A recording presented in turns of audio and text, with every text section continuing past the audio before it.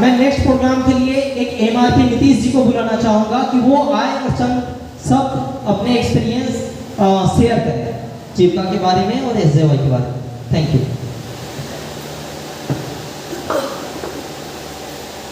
अरे मुसीबत, गरीबी, लाचारी, बीमारी, जरा ठहर जा, अब वक्त बदल गया है। अरे मुसीबत, गरीबी, लाचारी, बीमारी, जरा ठहर जा, अब वक्त बदल गया है। हर गली, हर गांव जीविका पहुंच गया है।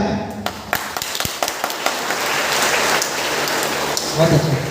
यहाँ उपस्थित स्टेज पे हमारे एक गुरु तुल्य सभी सिंगरों को मेरा प्रणाम, और हमारे दीदी जो हर पल हमारे सहयोग करती हैं फील्ड में, जैसे भी हम डायरेक्शन देते हैं उसको वो फॉलो करती हैं, और उनके मन में अगर जो भी कुछ रहता है वो बताती हैं, और उनके सहयोग से ही आज ये सेशन हो रहा है। नहीं तो शायद हम लोग इस चीज का कल्पना भी नहीं कर सकते थे। इसलिए हमारी जो भी दीदियां हैं उनको मेरा दिल से धन्यवाद, प्रणाम।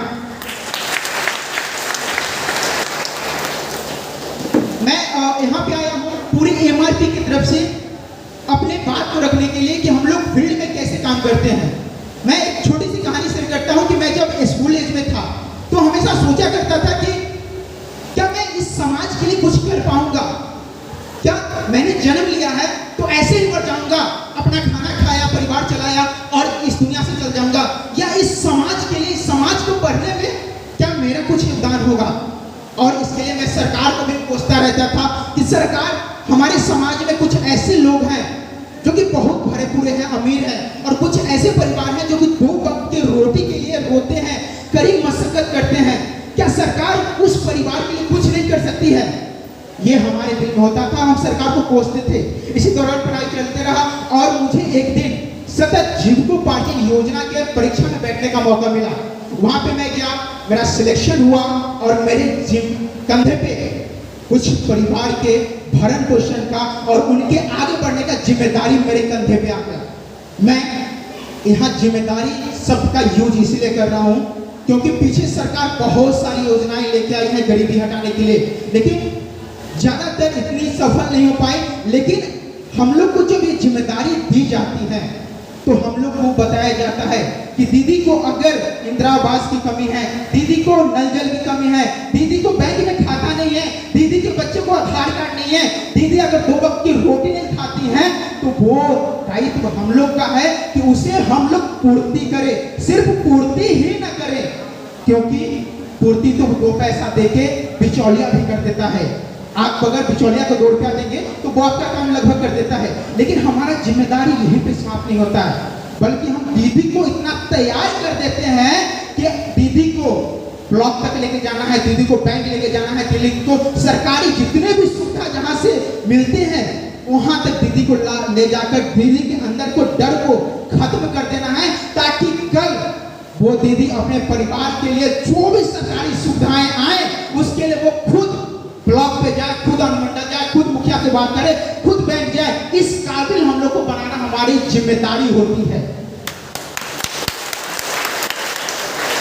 दूसरी हमारी जिम्मेदारी, हम एमआरपी की जिम्मेदारी होती है कि अब दीदी को हम आर्थिक सहायता तो देते हैं, लेकिन उसके पग पग पे सहायता करते हैं। उन्हें दुकान कैसे चलाना है, उनको बकरी पालन कैसे करना है, उनको हिसाब कैसे लिखना है, उधारी कैसे देना है, उधारी वापसी कैसे लाना है, परिवार में संबंध कैसे होने चाहिए, दीदी की बात कैसे करेंगी, दीदी कपड़े कैसे पहनेंगी, दीदी अपने बच्चों को कैसे पढ़ाएंगी, कैसे दीदी 5 साल आगे सोचेंगी कि उनका बच्चा भी एक बेहतरीन इंसान बनेगा, जो वो जिंदगी जी हैं उनका बच्चा वैसा जिंदगी न जिएगा। ये सारी हम एमआरपी की जिम्मेदारी होती है और हम लोग बखूबी इसका पालन किया है, इसको निभाए हैं, इसीलिए ये आज सेशन हो रहा है।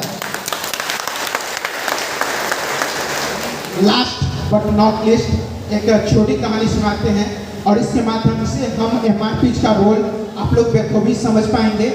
एक कहानी है दो माली की। 2 माली एक बागवान में काम कर रहा होता है और दोनों को सेम पैसा मिलता है। एक माली जो होता है वो बागवान में काम करता है तो सोचता है कि मैं दिन भर काम करूंगा तो बदले में मुझे 300 रुपए मिलेंगे। कितने?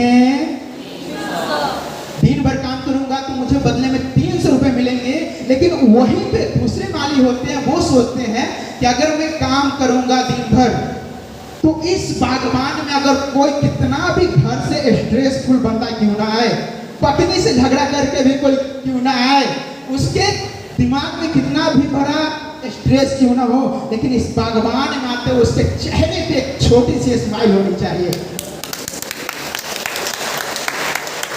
और इसी सोच के कारण बदले में उस इंसान को भी 300 रुपए ही मिलेंगे, लेकिन उसका सोच देखिए, वो इस सोच के साथ कर रहा है कि मैं इस बागवान को ऐसे बना दूंगा कि कोई भी आएगा बिना फोटो क्लिक किए नहीं जा सकता है।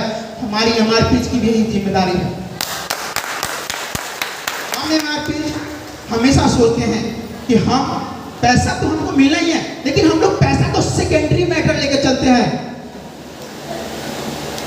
पैसा को हम लोग सेकेंडरी मैटर लेके चलते हैं, सोचते हैं कि दीदी का कैसे जिंदगी खुशहाल होगा, कैसे दीदी आगे बढ़ेंगी, कैसे दीदी समाज से जुड़ेंगी, कैसे दीदी के घर में पैसा आएगा। ये सब हम लोग सोच लेके चलते हैं और कहते हैं ना, वक्त बदला है, वक्त बदलेगा।